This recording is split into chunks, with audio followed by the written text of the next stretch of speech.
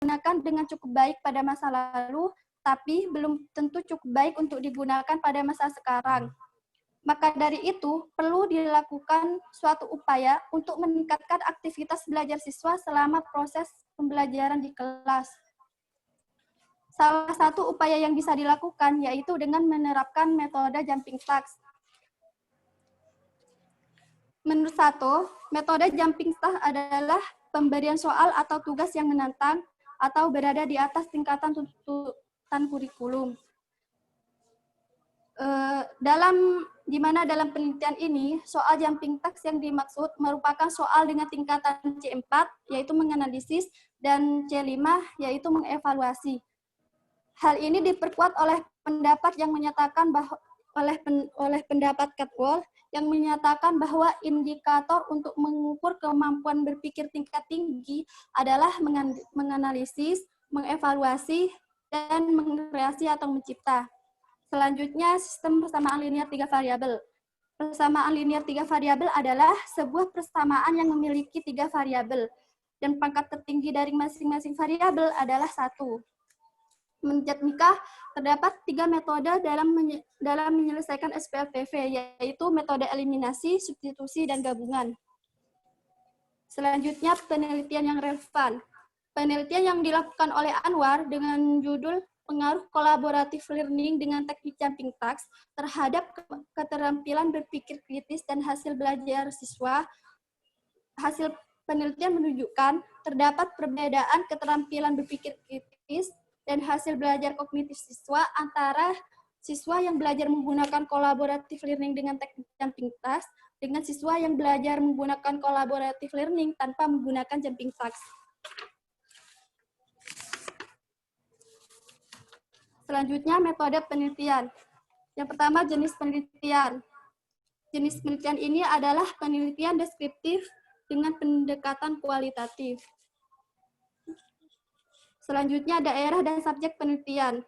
Daerah yang akan menjadi tempat penelitian adalah Man Bondowoso, dengan pertimbangan adanya kesediaan dari Man Bondowoso untuk dijadikan tempat penelitian dan belum diketahui kemampuan berpikir kritis siswa kelas 10 IPA 2 Man Bondowoso ketika mengerjakan soal uraian SPLTV yang berbasis jumping task. Subjek penelitian ini adalah 4 siswa kelas 10 IPA 2 Man Bondowoso yang sedang atau pernah menerima materi SPLTV dan siswanya tergolong heterogen, sehingga memungkinkan untuk mendapatkan tipe kepribadian yang beda-beda. Selanjutnya, definisi operasional. Yang pertama, berpikir kritis. Berpikir kritis yang dimaksud dalam penelitian ini adalah kemampuan yang diukur berdasarkan hasil tes kemampuan berpikir kritis siswa dengan indikator FISCO, yaitu fokus, listen, inference, situation, clarity, dan overview. Yang kedua, jumping task. Jumping task dalam penelitian ini yaitu soal yang tingkatannya C4 menganalisis dan C5 mengevaluasi dalam taksonomi Bloom. Dan selanjutnya tipe kepribadian Florence. Yang dimaksud dalam penelitian ini yaitu tipe sanguinis, korelis, pragmatis. Selanjutnya prosedur penelitian. Prosedur penelitian di era pandemi ini, teknik pengumpulan data yang melibatkan kontak langsung antara peneliti dengan subjek sangat dibatasi. Hal ini dilakukan sebagai upaya mencegah meluasnya penularan virus corona. Pertimbangan untuk teknik pengumpulan data menyesuaikan situasi dan kondisi sekolah. Jika tidak bisa offline atau bertemu secara langsung, maka penelitian dilakukan secara jarak jauh menggunakan sosial media seperti WhatsApp, Telegram, Zoom Meeting, IG, dan lain-lain. Hal itu dilakukan untuk mematuhi ketentuan tempat penelitian dan protokol kesehatan. Maka langkah-langkah yang dilakukan yaitu pertama, kegiatan pendahuluan. Kegiatan pendahuluan pada penelitian ini adalah menentukan daerah penelitian, waktu penelitian, menyusun rancangan penelitian, membuat surat izin penelitian, dan berkoordinasi dengan guru matematika terkait penentuan kelas, jadwal, serta teknik pelaksanaan penelitian. Yang kedua, pembuatan instrumen penelitian. Instrumen penelitian ini meliputi angket tipe kepribadian, soal tes berpikir kritis, dan pedoman wawancara. Angket tipe kepribadian digunakan untuk mengetahui kepribadian siswa berdasarkan tipe kepribadian Florence Littauer. Soal tes kemampuan berpikir kritis digunakan untuk mengetahui kemampuan berpikir kritis siswa. Dan wawancara digunakan untuk mendapatkan informasi tentang proses penyelesaian tes untuk dijadikan penguat dalam menganalisis data. Selanjutnya, validasi instrumen. Validasi instrumen dilakukan dengan tujuan agar instrumen yang digunakan dalam penelitian benar-benar layak digunakan. Yang keempat, pengumpulan data. Pengumpulan data dilakukan dengan memberikan soal tes kepada empat siswa kelas 10 IPA 2, masing-masing terdiri dari satu siswa yang berkepribadian sanguinis, korelis, melankolis, dan flegmatis. Selanjutnya, siswa yang terpilih akan diwawancarai mengenai soal tes yang telah dikerjakan untuk mengkonfirmasi ulang jawaban serta mengambil data yang kurang sehingga mendapatkan hasil yang lebih akurat. Selanjutnya, analisis data. Setelah diperoleh data angket tes kepribadian, hasil tes tulis, dan wawancara, yaitu melakukan analisis. Hasil analisis ini akan disajikan dalam bentuk deskripsi. Yang terakhir, kesimpulan. Penarikan kesimpulan pada penelitian ini dilakukan setelah analisis data. Hal ini bertujuan untuk menjawab rumusan masalah. Selanjutnya, instrumen penelitian. Ada 5 instrumen dalam penelitian ini, yaitu peneliti, angket, soal tes, pedoman wawancara, dan lembar validasi. Yang pertama, peneliti. Salah satu instrumen yang paling penting dalam penelitian ini yaitu peneliti. Karena peneliti sebagai pengumpul data, sebagai perencana, pembuatan instrumen, pengumpul data, analisator, dan pembuat kesimpulan. Selanjutnya, angket tipe kepribadian. Angket ini digunakan untuk mengklasifikasi subjek yang berkepribadian sanguinis, korelis, melankolis, dan flegmatis. Selanjutnya, soal tes. Pemberian soal tes diberikan sebanyak 2 butir soal dengan materi SPLTV. Soal tersebut diberikan dalam bentuk soal cerita. Terdapat kunci jawaban.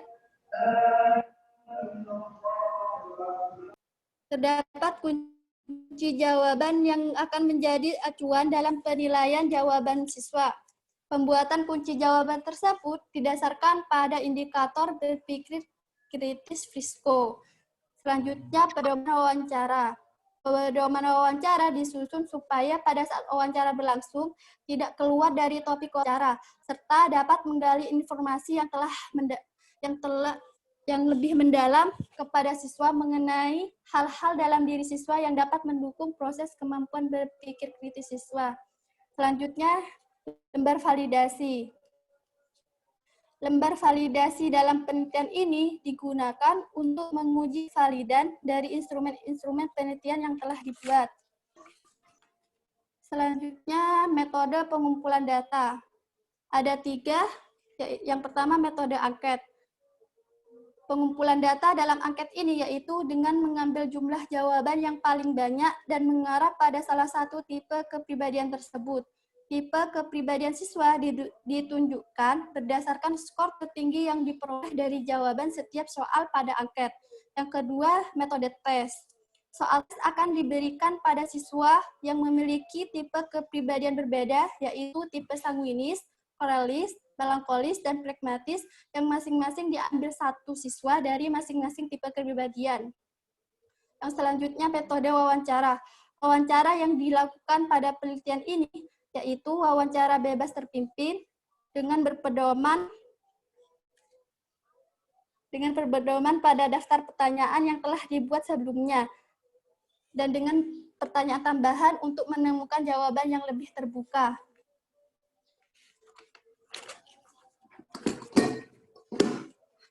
Selanjutnya, analisis data.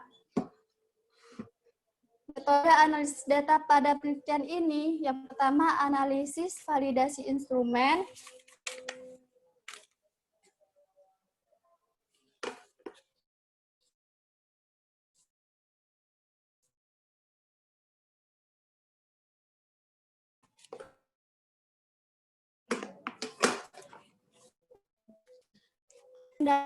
dalam penelitian. Sebelum diberikan subjek penelitian, instrumen divalidasi terlebih dahulu. Validator dalam penelitian ini yaitu 2 dosen program studi pendidikan matematika Universitas Jember. Setelah validator melakukan penilaian pada lembar validasi, selanjutnya peneliti akan menghitung tingkat kevalidan dari instrumen penelitian yang akan digunakan.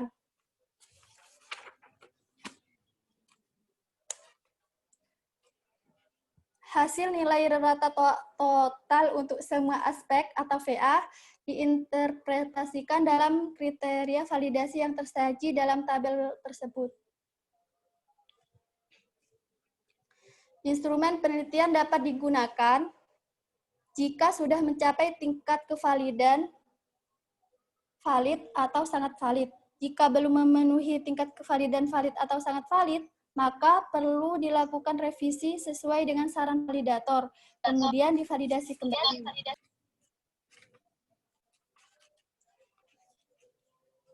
Selanjutnya, analisis data hasil angket kepribadian. Subjek penelitian mengerjakan angket tersebut dengan memilih salah satu opsi jawaban yang sesuai dengan dirinya.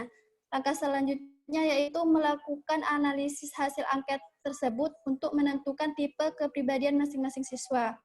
Tipe kepribadian individu ditentukan berdasarkan jumlah terbanyak dari total kombinasi keseluruhan masing-masing tipe kepribadian.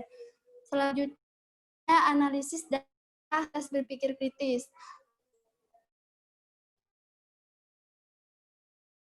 Yang dilakukan dengan cara-cara menelaah data dari hasil tes berpikir kritis berdasarkan kriteria Fishko, lalu mendeskripsikan kemampuan berpikir kritis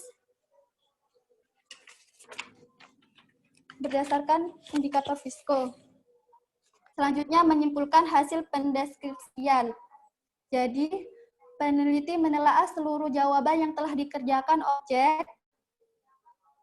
Selanjutnya, setelah selesai menelaah semua jawaban, peneliti akan mendeskripsikan bagaimana proses berpikir kritis siswa berdasarkan indikator berpikir kritis Fishko. Setelah itu, peneliti dapat menyimpulkan bagaimana kemampuan berpikir kritis siswa. Selanjutnya, analisis data hasil wawancara. Analisis hasil wawancara ada 3. Yang pertama, reduksi data. Yang kedua, terima kasih. Mungkin hanya itu yang saya dapat sampaikan. Kurang lebihnya, terima kasih.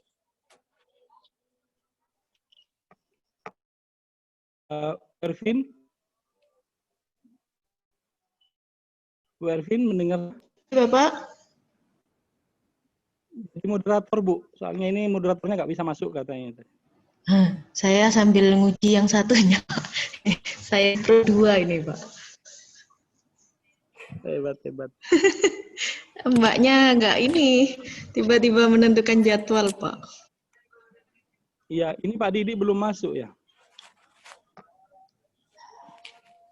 Pak Didi kayaknya Pak yang Didi satunya ada juga. Sudah masuk, Pak Didi? Pak Didi konfirmasi tidak bisa Bapak karena menghadiri yang Sempro Setia Dewi. Di Setia tapi Pak Didi juga nggak ada masuk. Oh, di sana pamit karena di sini gitu.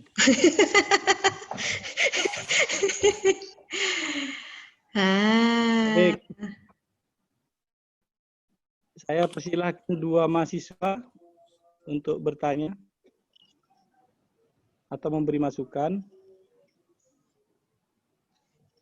Kalau ada tidak ada ini? Mestinya ada dong.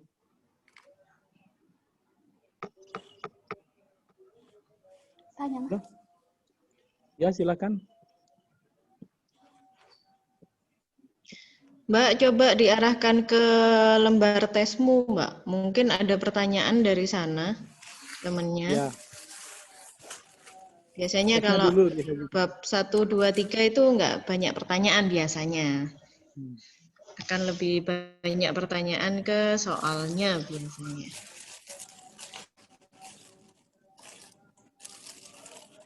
Evi dengar? Nggih, Soalnya Apa? yang ditampilkan di soal layar, tes. Mbak. Ya, Nah, yang di share Soalnya screen-nya ditampilkan itu layar. yang soalnya mana? Ada di tes. Masih ditampilkan, Bapak. iya Kan di off dulu ini. Yang ini di stop share dulu. Terus yang itu dibuka, baru di screen share. itu sudah saya buat multiple kok, Mbak. Jadi harusnya semua bisa share screen. Mbak Evi pakai HP kah? Iya, Bu. Iya, Ibu, pakai HP.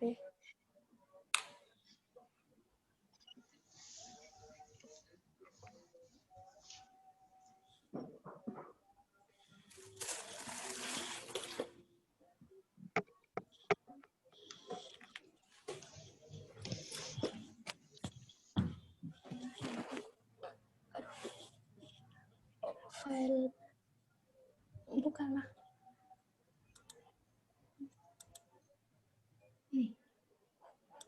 Gak tersimpan lagi. Kan itu banyak banget. Bukan file. Itulah. Jadi laptop.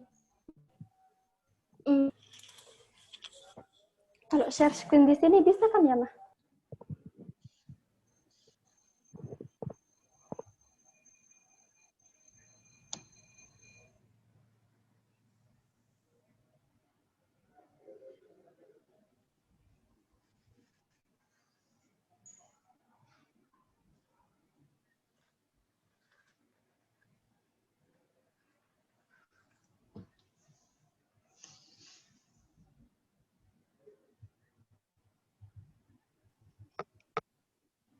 Kok tidak disiapkan sebelumnya, Mbak Evi?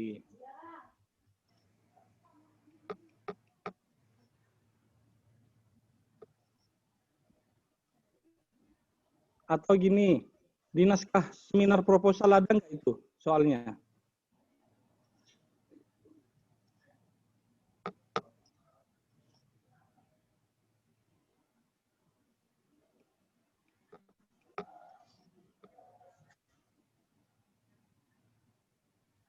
Evi? Muncul mboten Bapak? Nggak di Belum kelihatan. naskah. Kelihatan ya? Belum. Oh, belum. Itu masih terima kasih itu, slide yang terima kasih.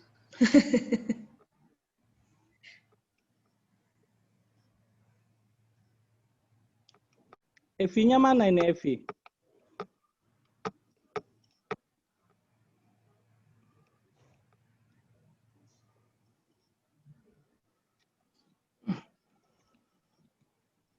Saya coba share screen ini belum muncul ya? Belum. Ya, harus di stop screen. Enggak, Bu, ini harus di stop screen dulu. Kalau ini nggak di stop, nggak bisa. Yang lain. Evi-nya mana Evi ini? Nggih, Tolong teman-temannya yang Bapak. hadir. Kemana saja kamu, Vi? Panggil-panggil nggak anu. Ini stop share. Stop share yang ini. Ini yang slide-nya ini stop share. Mah, itu stop share, Mah. Kok Mama yang ngerjakan? Ya Allah.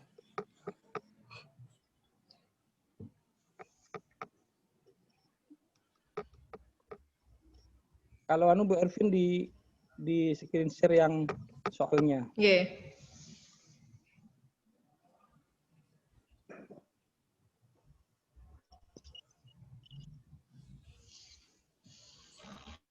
Sampun? Oke, Nggih. Pak di Oke. perbesar Bu, mungkin kelihatan Bu.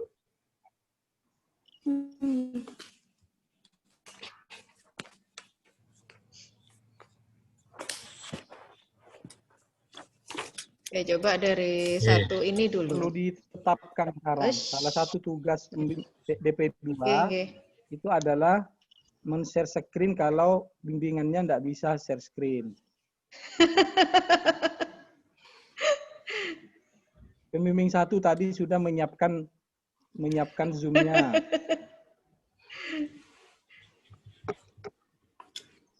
Siap, sebentar Pak.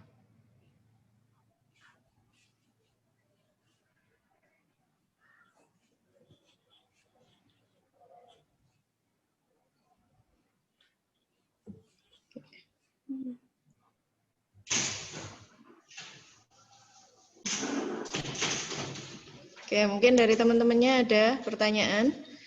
Dengan bentuk tes seperti ini, kaitannya dengan kemampuan yang akan diukur oleh Mbak Evi.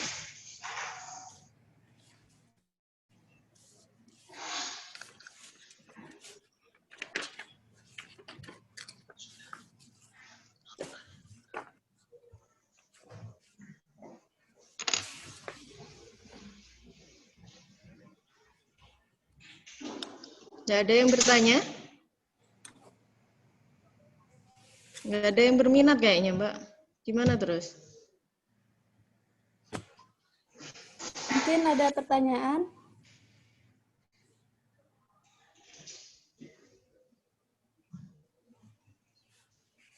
Siap. Oke, kalau nggak ada saya aja Bu Arvin mungkin masukkan Nggih, monggo, Bro. sambil nunggu. Oke, Saudari Evi, dari judul Anda, apa yang Anda maksudkan dengan analisis kemampuan berpikir kritis? Dengar suara saya, Mbak Evi? Analis. Bagaimana Bapak? Oke, saya ulangi ya.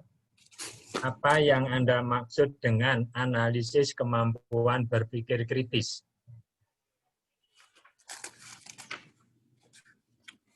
Yang dimaksud dalam analisis kemampuan berpikir kritis di sini, yaitu ketika siswa menyelesaikan soal yang diberikan yang berbasis jumping text, itu sesuai dengan kategori indikator berpikir kritis yang dipakai, yaitu Frisco.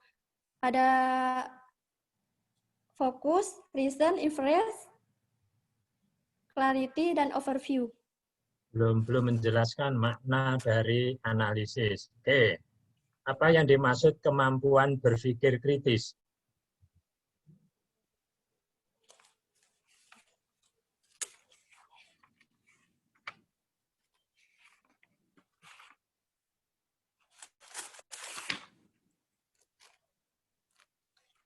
Yang dimaksud ketika siswa mampu menjawab semua pertanyaan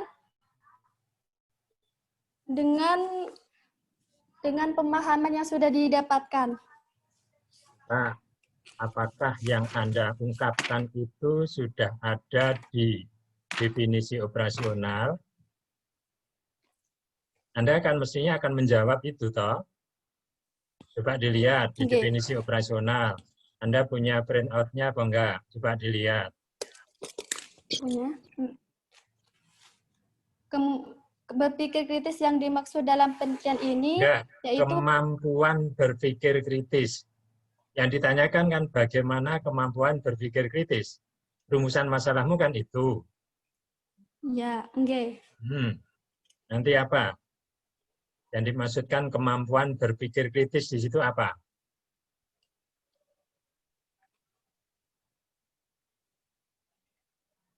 Kan itu tuh yang akan Anda cari dalam penelitian.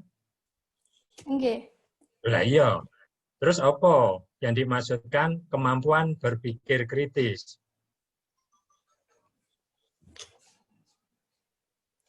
Ketika siswa bisa menjawab hasil tes berdasarkan indikator yang saya paparkan, yaitu FISCO, berdasarkan tahapan FISCO. Apakah sesuai dengan apa yang Anda tuliskan di definisi operasional atau enggak? Oh, Sesuai. kayaknya beda, Mbak. Hah?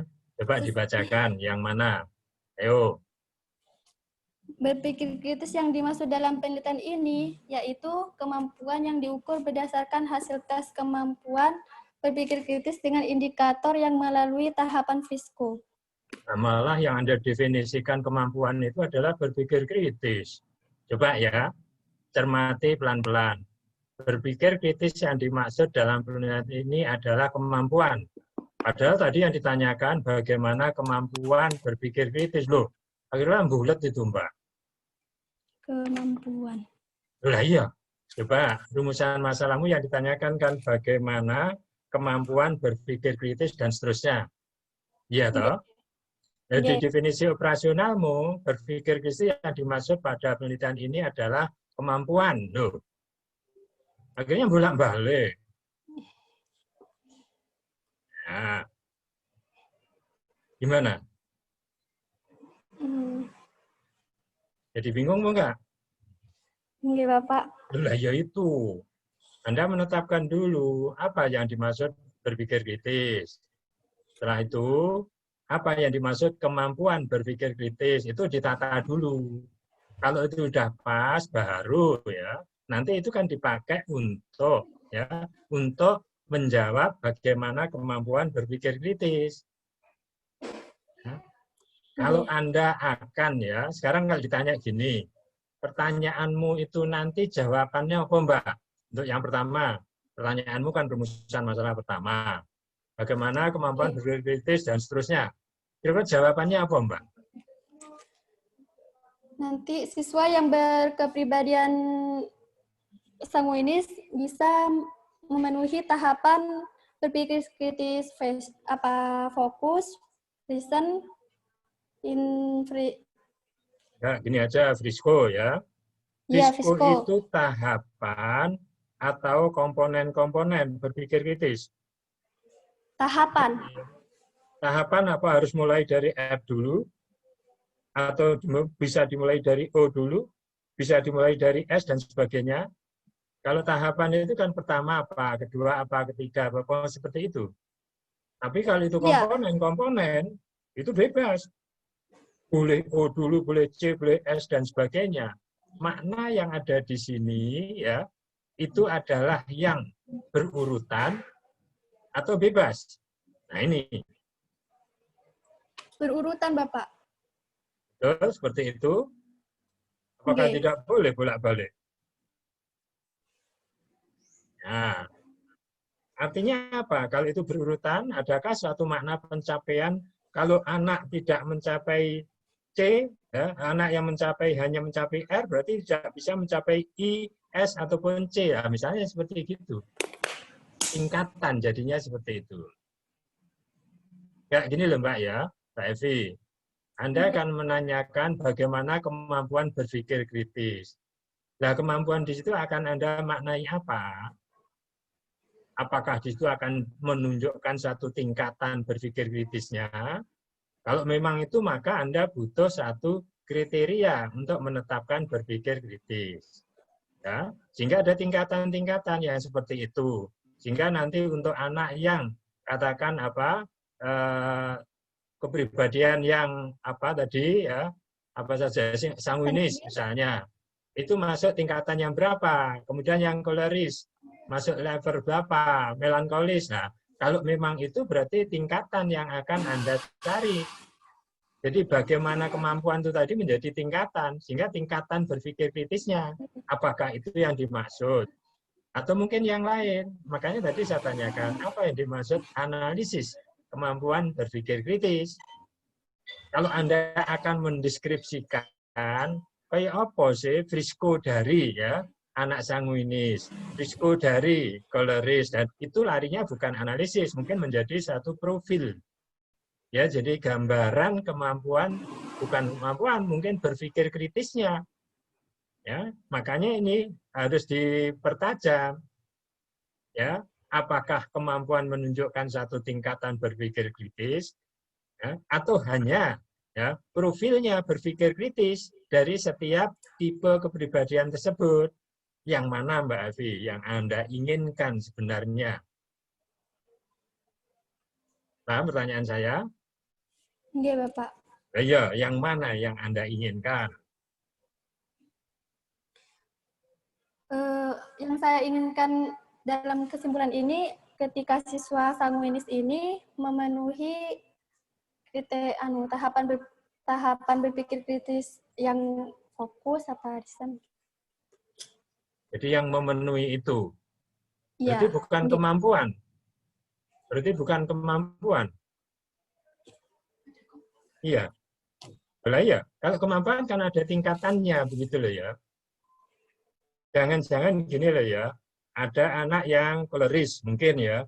Koleris itu memenuhi indikator yang Frisco tapi bagian yang F saja atau dengan C atau O saja. Lah misalnya seperti itu. Kalau seperti itu bukan menunjukkan suatu tingkatan, ya enggak. Ya, tapi kalau Anda maksudkan Frisco-nya itu adalah satu tingkatan, maka hanya mencapai F, ya, paling rendah, R yang lebih tinggi, O yang paling tinggi, ya, misalnya seperti itu. Apakah itu yang Anda inginkan? Makanya ini keterkaitan dengan, ya, saya katakan dengan judul, rumusan masalah dan definisi operasionalmu itu harus ditata dulu. Ini harus sinkron. Kalau memang Anda ingin ya mendeskripsikan kayak apa sih anak sanguinis ya, dilihat dari Frisco-nya, nah itu larinya ke profilnya saja. Berarti profil berpikir kritis siswa ya. Ini tadi dalam menyelesaikan bla bla bla seperti itu. Sehingga Anda leluasa mendeskripsikan F-nya kayak apa sih, reason-nya kayak apa sih ya. I-nya kayak apa sih, S-nya kayak apa, C-nya kayak apa, dan O-nya kayak apa. Kalau itu menjadi udah jelas, nggak peduli seperti apapun begitu. Apa itu Mbak Evi yang Anda maksudkan? Iya, Bapak. Itu yang saya maksudkan. Ya kalau memang seperti itu ya mungkin ya, tapi nanti tetap silakan didiskusikan dengan pembimbing Pak Aubrey dan Bu Ervin, apakah analisis atau profil. Kalau profil ya anggap aja langsung profil berpikir kritis, jangan kemampuan. Karena coba dilihat dari definisi operasionalmu, berpikir kritis didefinisikan kemampuan. Kan nggak benar toh. Kan proses mental toh, berpikir di situ kan, seperti itu kan. Kan bukan kemampuan. Iya apa enggak, Mbak? Iya.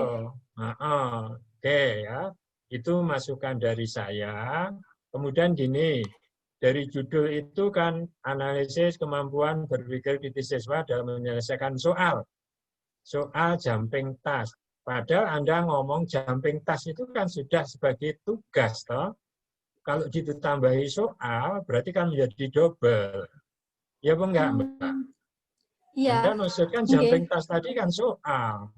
Iya kan? Berarti kan double. Jumping task kan tugas yang ya, tugas yang jumping kan gitu toh. Ayo dicermati coba. Akhirnya kan ya seharusnya ya jangan dibuat double, dari judul pun ya sudah hilangkan soalnya, menyelesaikan jumping task. Sehingga Anda mendefinisikan jumping task adalah soal yang ya masuk pada level analisis, evaluasi menurut taksonomi Bloom. Ya sudah seperti itu. Oke. Oke. Ayo. Udah tahu itu yang harus ditata gitu. Sekarang dari soal yang di-share Bu Ervin. Dari soal yang pertama itu masuk yang analisis atau evaluasi.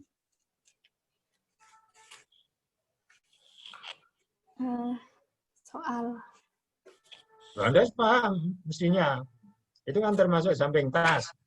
Anda mengklasifikasikan, mendefinisikan jumping task itu, ya kan, masuk pada soal yang C4 dan C5 di definisi operasional Anda. Kan ya, soal yang Anda pakai untuk ya menggali berpikir kritis, ya soal pertama, masuk C4 atau C5. Jelas pertanyaan saya? Oke, Bapak. Iya, masuk yang mana? Anda kan sudah ngerjakan. C4, masuk yang C4. Menganalisis. Menganalisis. Kira-kira kalau Anda kan sudah menyelesaikan itu, punya jawabannya. Sekarang kalau dilihat dari ini, apakah risikonya itu kira-kira kalau anak nanti kemungkinannya akan bisa masuk semua atau enggak, indikator-indikator terpenuhi atau enggak gitu, kira-kira. Mungkin sebagian. Ya, sekarang gini. Soal yang C4 maupun C5, apakah ketika diselesaikan itu akan memunculkan ya peluang adanya risikonya itu? Paham pertanyaan saya? Ya. Kalau soalnya tidak menuntut atau memerlukan, ya, itu akhirnya kan juga profilnya anak berpikir kritis tadi kan juga nggak akan muncul. Ya apa enggak? Iya, enggak, Bapak. Nah, iya, oleh karena itu soal Anda ya ini kan dikatakan jumping task atau tugasnya itu merupakan jumping. Kalau itu memang justru kalau Anda kaitkan dengan fiskulnya tadi ya larinya harus ke sana. Ya betul-betul akan memunculkan peluang munculnya fisko itu. Ya. Oke. Nah, silakan dicermati ulang gitu. Oke, paham? Paham, Mungkin Bapak. itu masukan saya. Jadi sekali lagi, coba dari definisi operasionalnya ditata, kemudian dipakai untuk memperbaiki ya. Apakah nanti itu perlu dipakai untuk memperbaiki pada judul atau mungkin pada rumusan masalah. Karena kalau rumusan masalah yang pertanyaan Anda bagaimana kemampuan berpikir kritis, mestinya ya menanyakan kemampuan itu menunjukkan satu levelnya berpikir kritis, mestinya seperti itu. Ya, tetapi kalau Anda akan mendeskripsikan friskonya itu, berarti ya profilnya. Jadi gambaran berpikir kritisnya kayak apa ya terkait dengan jumping task untuk ya tipe-tipe kepribadian atau 4 tipe kepribadian tersebut ya seperti itu. Sehingga kalau seperti itu maka dilarikan ke profilnya. Namun ini silakan didiskusikan bersama pembimbing. Oke, begitu aja masukan dari saya. Saya kembalikan pada apa ini tadi, Bu Ervin atau Pak Abri atau Anda sendiri aja lah. Oke, itu aja. Baik. Terima kasih. Terima kasih, Bapak.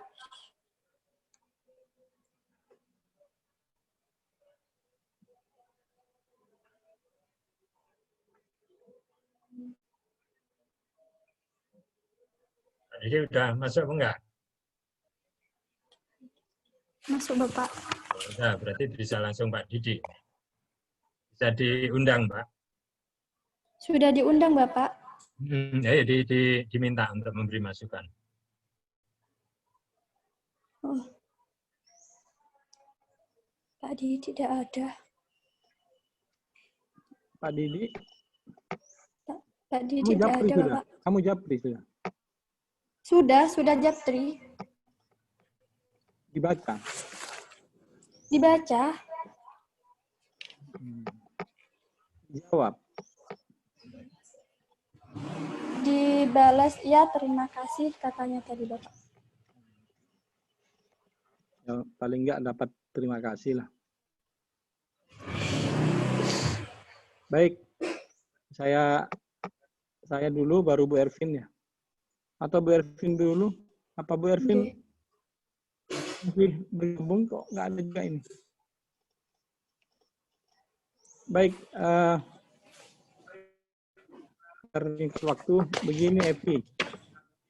Evi, yang pertama kesan saya, kalau mau ada seperti ini itu siapkan dengan matang. Saya kira tadi sudah saya bantu Ibu, paling tidak tampilan instrumen itu sudah siap.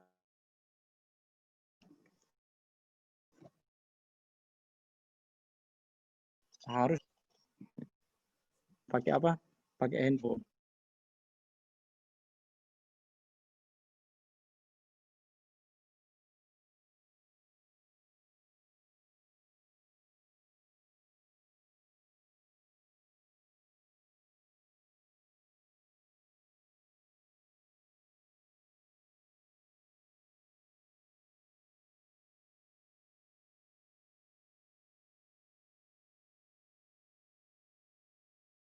meneliti tentang berpikir kritis, pertama, sudah ada nggak indikator berpikir kritis?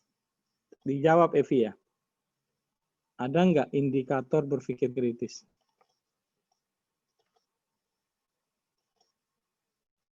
Pesan.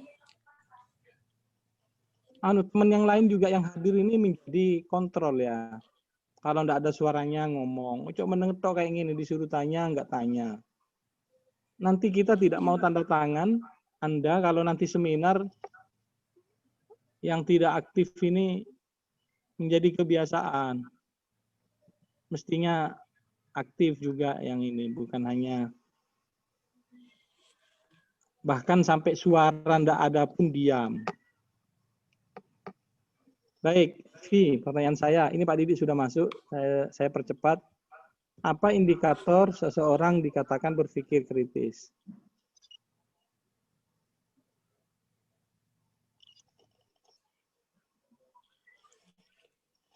Indikator seseorang dikatakan berpikir kritis di sini ketika mereka memenuhi semua tahapan FISCO yang saya paparkan, yaitu fokus, listen, inference, situation, clarity, dan overview. Nah, nanti hasilnya berpikir kritis itu apa kamu klasifikasi atau di level?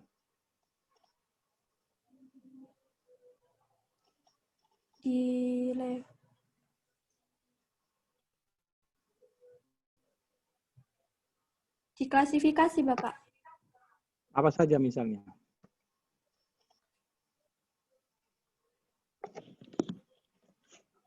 Ini. Misalnya untuk yang sanguinis cuma memenuhi indikator yang fokus saja atau situn saja, maka dia termasuk kurang berpikir kritis. Kalau yang memenuhi 5, berarti dia berpikir kritis. Kalau yang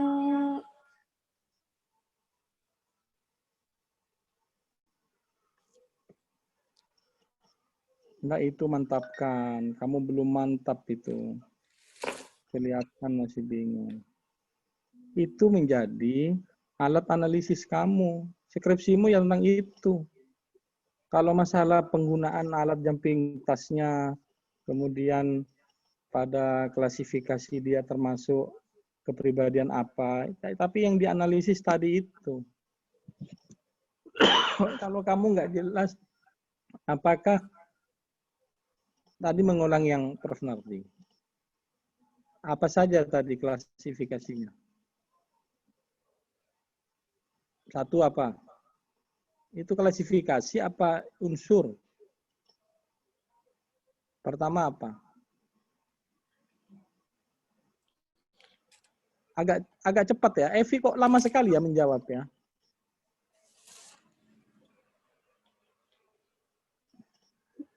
Apa saja, Vi?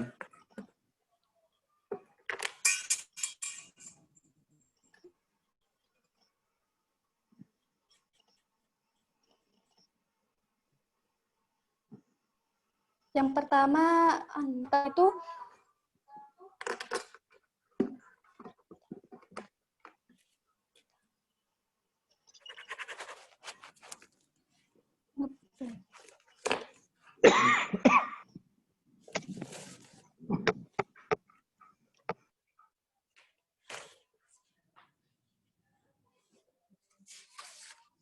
begini saja, pikirkan, kamu sepertinya memang kayaknya tidak terlalu siap.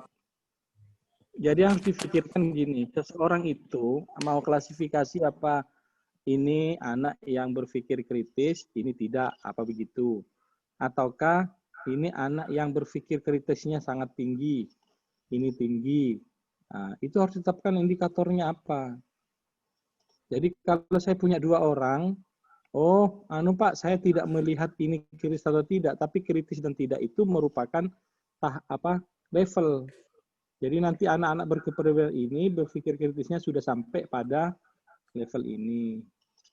Yang anak berpikir kepribadian ini itu masuk pada level ini karena memenuhi ini. Nah, Itu yang kemudian soalnya mana untuk mengukur itu? Mana soalnya untuk mengukur tingkat kekritisan atau kemampuan kritis berpikir seseorang? Itu Bapak yang dilampirkan jawabannya sudah dikategorikan sesuai indikator yang dipakai penelitian ini. Bisa nggak disajikan di screen?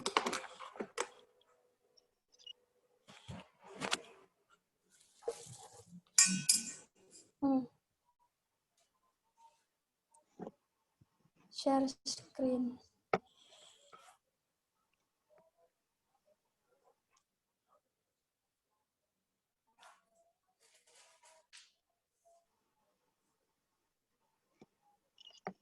Dokumen, file, berkas, besar.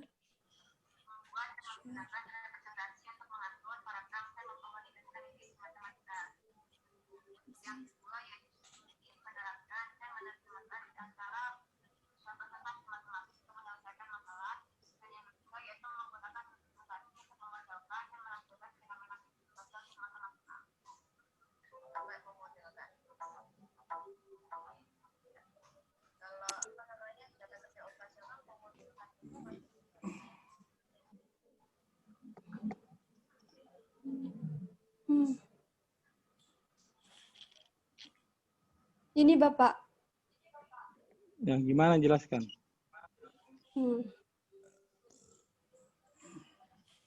Ketika nanti siswa sudah menuliskan ini yang diketahui, maka dia termasuk sudah memenuhi kriteria fokus dan clarity. Selanjutnya, ketika siswa sudah menuliskan tentang penyelesaian yang akan digunakan, maka dia sudah memenuhi fokus, clarity, dan reason, dan begitu seterusnya. Ketika sudah menuliskan tentang bagaimana dia menyelesaikan suatu permasalahan tersebut, maka dia termasuk dalam situation. Jadi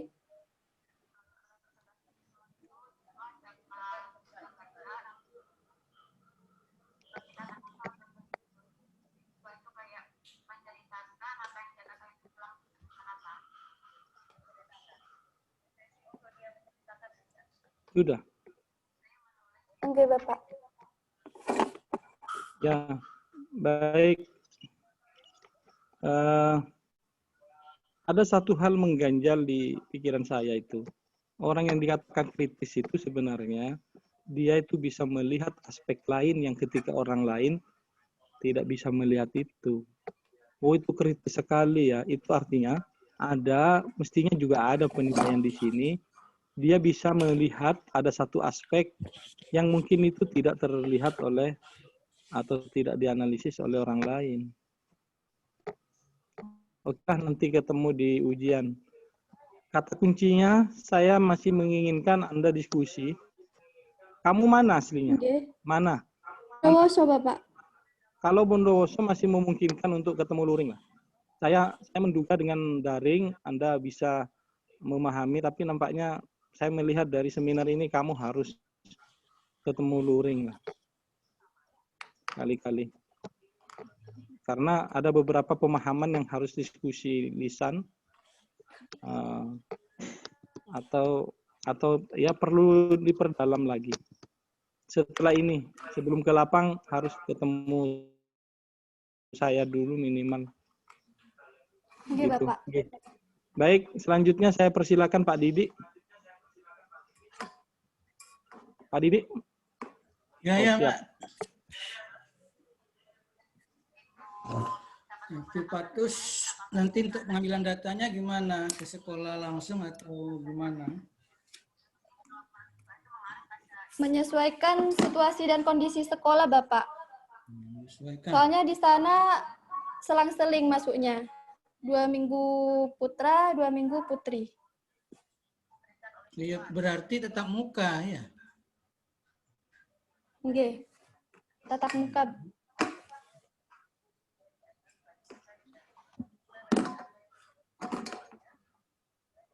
Sudah ke sekolah ya, Evi? Sudah ke Ke sekolah. sekolah, Bapak. Diizinkan untuk nanti penelitian tatap muka.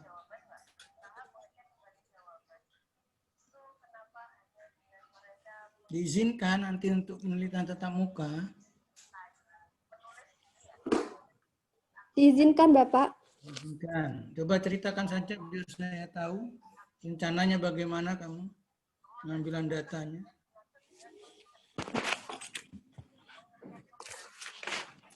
Sudah ya, validasi sudah semua instrumen? Validasi instrumen sudah Sudah. semua? Belum Sudah? divalidasi, Bapak. Oh, belum. Belum. Validasi misalnya 2 minggu, berarti kan awal Desember ya. Awal Desember masih ada ya pembelajarannya, belum bagi rapot. Belum. Nggih. Belum bagi rapot awal Desember.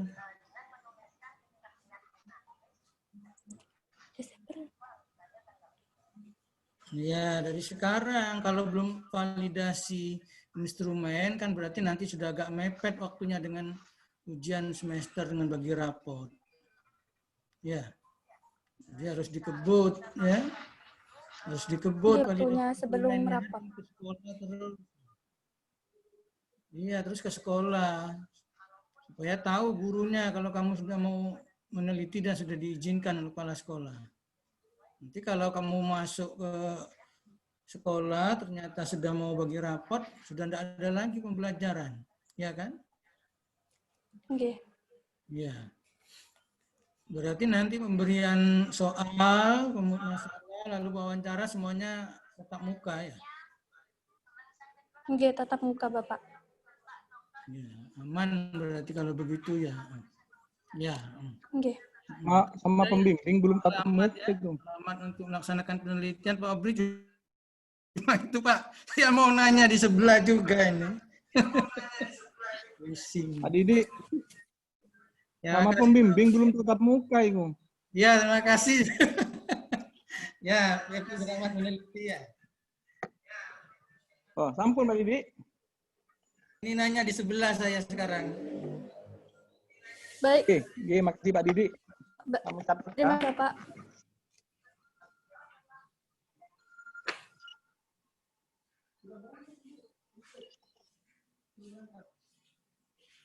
Sudah berangkat.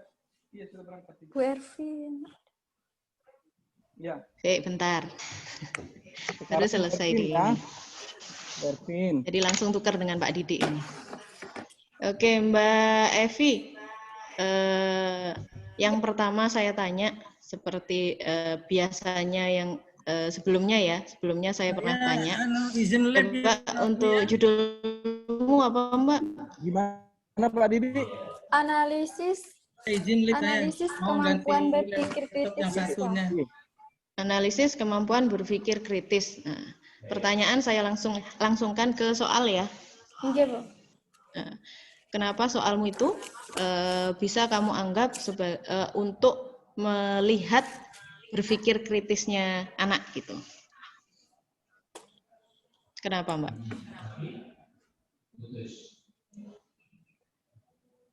Karena menurut saya soalnya sudah termasuk sulit sehingga memungkinkan siswa untuk lebih banyak berpikir gitu. Nah, begitukah? Berarti kalau sulit itu sudah bisa melihat berpikir kritisnya gitu. Dan dalam soal tersebut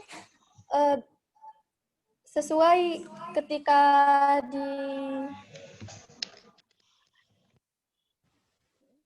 dijabarkan satu-satu berdasarkan vision, fokus, reason gitu. Dari apa namanya tahapan Frisco itu. Ya. Halo. Halo. Mbak Evi.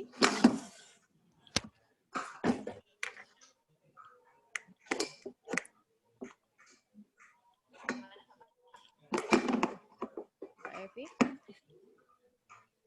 Nggih, enggak kedengeran mah. Halo? Sudah kedengeran? Kamu di kosan apa di rumah ini, Evi? Di kosan, Bapak. Kayak umek Dekat sendiri. di mana kamu? Jember. Jember. Iya, di Jember. Kalau di Nggih, di Jember Jember. sempatkan konsultasi. Offline sekali saja. Nggih. Nggih. Saya kira kamu di Kalimantan. Kosnya di Kalimantan hari ini. Oh. Di Jawa, Bapak. Mbak Evi sudah bisa mendengar? Nggih, Ibu, sudah Oke, bisa. saya ulang kembali ya pertanyaannya. Kenapa Mbak Evi yakin soal yang kamu sajikan di situ bisa mengukur kemampuan berpikir kritisnya?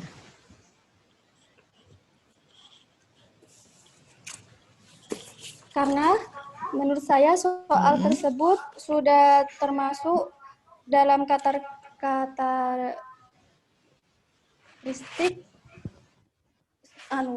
Kategori, karakternya.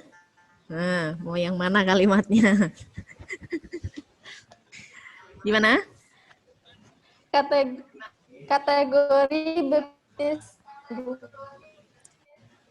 Apa? Gimana? karakter.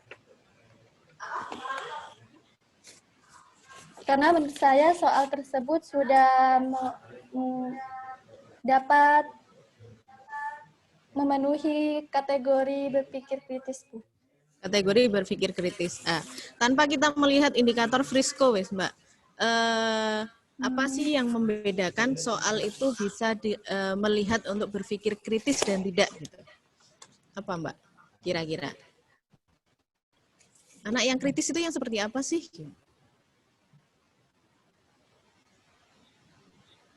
Anak yang kritis biasanya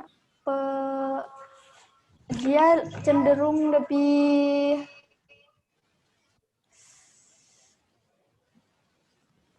Apa?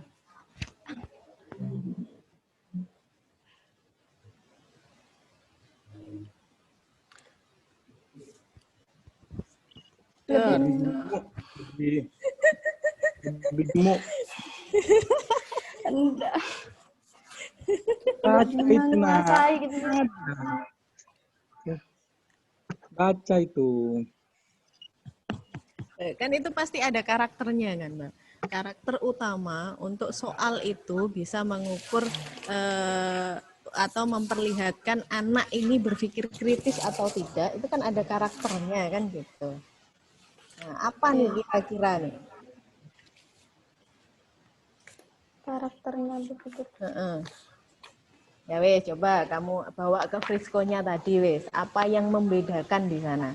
Di Frisco itu tadi tahapan-tahapan penyelesaian masalah nih, kan gitu. Penyelesaian masalah, berpikir kritis itu kan lebih tinggi dari kemampuan menyelesaikan masalah ya. Oke. Bagian mana nih kira-kira menunjukkan kritisnya itu di mana gitu? Di ketika dia menyelesaikan masalahnya, Bu, di result. Result. Apa yang membedakan di sana? Kalau yang berpikir kritis biasanya dia mampu menjawab dan mengetahui metode yang digunakan dan menjawab sesuai pola yang ditanyakan. Kalau menyelesaikan masalah tidak? Kalau memecahkan masalah? Masuk juga. Hah? Masuk juga. Terus apa nih yang jadi poin utamanya gitu? Poin utama, oh anak ini kritis nih, oh anak ini yang enggak sih gitu. Apa Mbak kira-kira? Ketika anak tersebut hanya menulis uraian jawaban yang diketahui, misalkan ditanya tapi tidak bisa menjawab, maka dia tidak termasuk berpikir kritisku. Kalau bisa menjawab berarti berpikir kritis.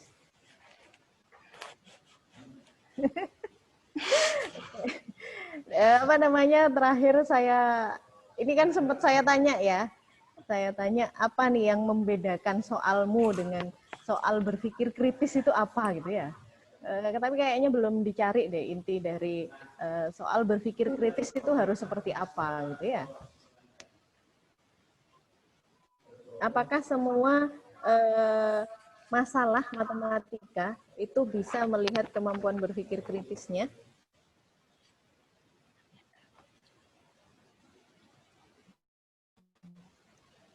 Belum tentu. Belum tentu. Nah, kamu bisa menyebutkan belum tentu itu kan berarti ada pembeda nih kan gitu. Ada pembeda nih soal-soal yang ini soal bentuknya masalah matematika. Ya.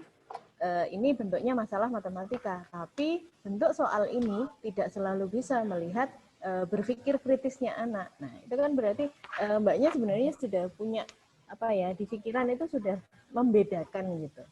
Tapi disuruh menyampaikan itu kayak angele gitu. Itu jadinya yang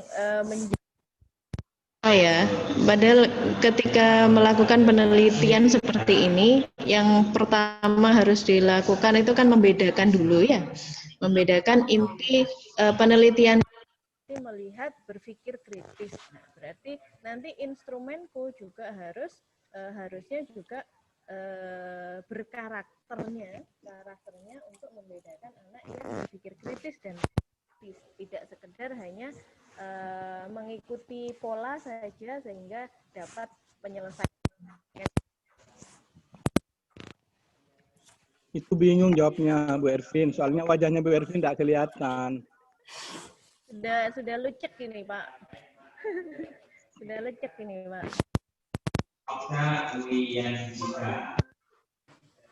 Masih ada di ruang sidang.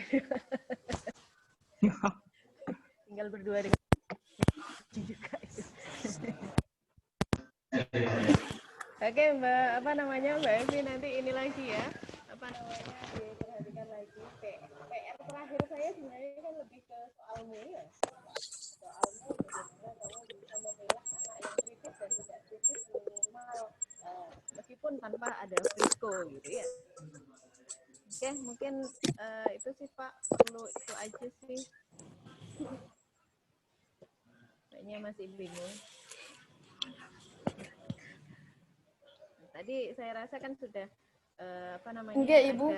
ada saran dari Prof. Nardi dan Pak Didi, kemudian Pak Hobri juga, nah, biar kamu lebih tercerahkan gitu ya. Semoga tercerahkan dan tidak semakin bingung gitu ya. Oke, sebelum ke validator nanti pastikan dulu soalmu itu sudah bisa memilah gitu ya, membedakan antara anak yang berpikir kritis dan tidak gitu ya.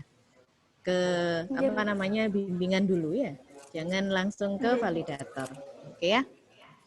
Oke, mungkin saya kembalikan Pak Hobri. Yang pertama, terima kasih saya kepada Prof. Nardi, kemudian Didi yang 4. Alhamdulillah kamu jadi nggak ujian ulang walaupun Didi cuma berapa menit ya. Kemudian Bu Ervin dan seluruh peserta yang telah sabar mengikuti kegiatan ini. Jadi saya yang pertama, peserta itu seharusnya aktif. Termasuk ketika yang belum ini, kalau aktif kita doakan supaya cepat seminar. Kedua, buat si promovendus yang tampil Evi ini perlu persiapan lebih. Nah, terutama terkait dengan variabel yang mau kita teliti. Jadi gampang itu, misalnya Anda ada analisis, ada keterampilan kemampuan, atau paling enggak kemampuan berpikir kritis. Itu sampai didetilkan apa maksudnya, bagaimana definisi operasionalnya, bagaimana tesnya, bagaimana nanti menskornya, bagaimana melevelnya. Sampai kalau yang lain-lain ke belakang itu kan jumping task itu apa bedanya dengan sharing task, kemudian bagaimana berpikir Anda mau membedakan antara kepribadian itu dan seterusnya. Itu aja sudah Nah, itu sebenarnya tadi ada sudah beberapa. Hanya Anda belum menyampaikan secara gamblang yang itu menunjukkan nanti kalau neliti biasanya langsung ngerti maksudnya. Kadang-kadang begitu memang. Oh, ini maksudnya. Itu yang pertama. Yang kedua, terakhir, proses ke lapang itu harus cepatnya Anda betul-betul ini revisi dulu, kemudian lakukan validasi, kemudian ke lapang. Ingat waktu ini sudah tengah semester ini kalau di perguruan tinggi, tapi kalau di sekolah sudah melewati ini. Dan dengan sistem yang ada, Anda ceritakan. Kenapa nanti hasilnya begini, Anda ceritakan karena sistemnya begini, modelnya begini, menggunakan blended learning, apa online full, apa gabungan, luring, daring, dan seterusnya. Itu yang perlu nanti Anda sampaikan juga sebagai bagian dari laporan itu. Terima kasih sekali lagi. Mohon maaf, Prof. Ini mestinya yang jadi moderator mahasiswa sampai semuanya kita tangani. Ini memang luar biasa. Selesai dengan kalimat moderatornya tidak bisa masuk katanya. Padahal sebenarnya kan bisa dipilih itu dari teman-temannya yang masuk itu. Itu Ya, dia tidak pembimbing sayang dengan yang dipilih. Karena Untung menyayanginya itu. Terlalu percaya dengan temennya yang itu tidak tergoyahkan. Pembimbingnya baik hati. Terus dia. Pembimbingnya baik hati. Itu. Terima kasih. Silahkan Evi melanjutkan pekerjaannya. Kerjakan dengan sungguh-sungguh. Terima kasih Prof. Sehat selalu. Ervin, Pak Didi. Saya akhiri. Assalamualaikum warahmatullahi wabarakatuh. Waalaikumsalam warahmatullahi wabarakatuh. Mbak Evi, meskipun di kosan fokus ya, ujian seminar aja nggak fokus kayaknya. Baik, apa namanya, entah ada yang di kanan, di kirinya gitu. Jadi malah nggak denger nih apa yang ditanyain gitu jadinya ya. Oke, silakan diperbaiki. Oke, terima kasih.